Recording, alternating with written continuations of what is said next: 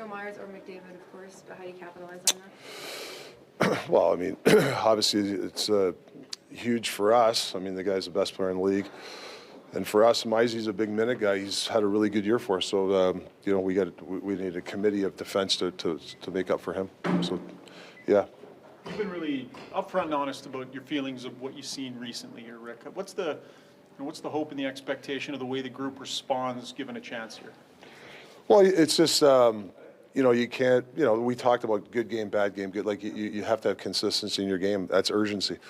You know, we need a little bit more urgency from people. We know that, but we got to stop saying it. Now it's action, right? And we know that there's 5 feet out there that we can get, and we have to demand that 5 feet. I think that's really in our game. There's a lot of good stuff that's happened, but there's a lot of stuff that obviously that's self-inflicted that we got to turn the tables on. So there's no, you know, you got to start tonight. There's no other way to say it. Quinn Hughes, as good as he was last year, seems to have elevated his game this year. What have you seen in his game that has taken him to a new level? Well, if you talk about just consistency, he does it every night. Yeah. You know, very rarely has an off night. When he gets that puck, he's going north. He's either skating it or he's making a play north. There's no indecision in his game. Yeah. You know, he takes upon himself to he almost wants to carry the team on his back. Yeah. We got to be careful of that because he can't do it alone. But he has that mentality. The way he trains, or the way his mindset, his days off, the way he works his body, like everything's about trying to make himself better. So I have a lot of respect for that kid. How does that translate to the rest of the team when they see a guy this good work this hard? Well, I hope it translates. Like, you know, you want to do that. It's I mean, I'm sure you can look at a guy like McDavid with Edmonton. He inspires a lot of teammates. You know, you need players to inspire each other, and Hughes does that. When you see Podkolzin in here playing a regular role and I mean, sometimes just a change of scenery can really help a guy. What do you see out of him this year? Yeah, I actually talked to Koff about this when we traded him. I called Koff, said he's a great kid. I thought I see a lot of you know, creativity.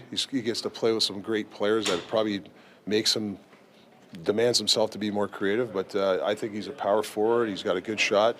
And I'm sure they think there's another level. I've really enjoyed watching him play. Like, he's really done a nice job. You root for a kid like that too. He's a great kid. Great kid. Same lineup tonight. Who's in goal?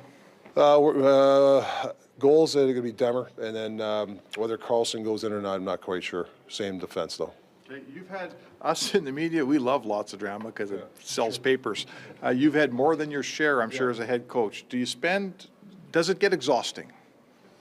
No, but I got to be careful because sometimes you spend too much on certain, and you forget about the other people, right? There's other players got to be coached too. So it's important that you got to pick and choose. But you know what?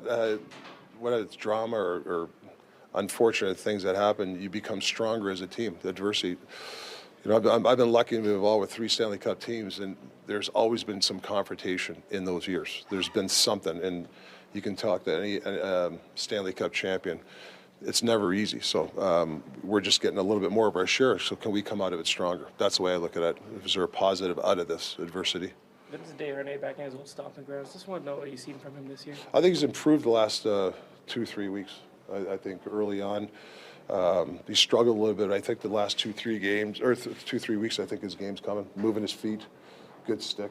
So yeah, he's starting to come. Is it good in it's a long schedule, and there's a lot of nights where, you know, guys are playing, but tonight when you get Edmonton, there's a playoff history, there's stuff, everyone's a little bit more juice in this game. Is it good for a coach to have a little more of that? Yeah, I'm glad we're playing this, especially after our Buffalo game. I think we need this. You know, you got to play 82 games.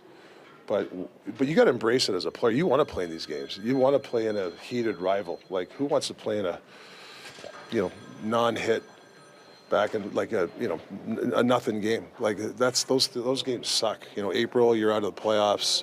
I mean, these are the games you play hockey for. Like, this is a great game to coach, a great game to play.